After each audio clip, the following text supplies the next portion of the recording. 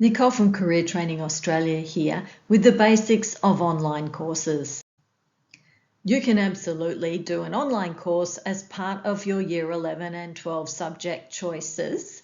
It's important for me to note here that your school may say no to it, but most schools, if they know what it is and they approve it, will let you do one.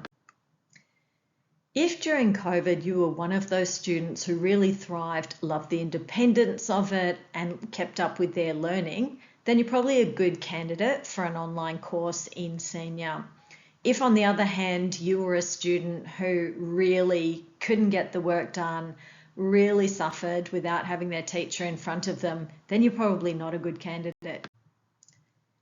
If you do an online course, it's generally a VET course, something like Certificate 3 in Business, Certificate 4 in Justice Studies, a Diploma of Business, something like that, through a private provider.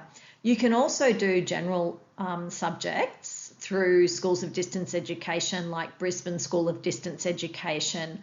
Say it might be Italian or French that your school doesn't offer.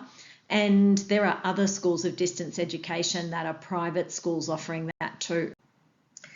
So if you love your school, but it doesn't offer a subject that you really want to take, French, Italian, accounting, you may be able to pick that subject up online at one of the schools of distance education. It can be really flexible, and some students love that.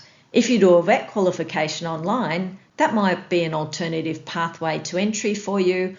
And if you do something like Certificate 4 in Justice, it's going to be recognised by an employer and help you perhaps get a job.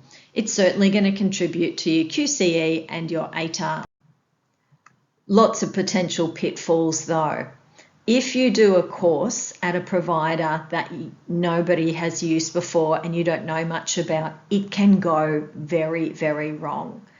If you're a student who's not good at independent learning, it can go very, very wrong.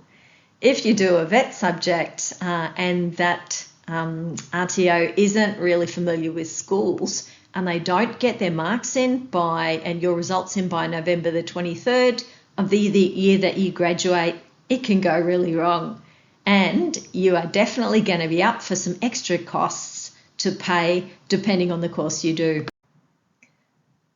As always, this is a very quick explainer and it just glosses over things. If you've got questions or comments, please let me know.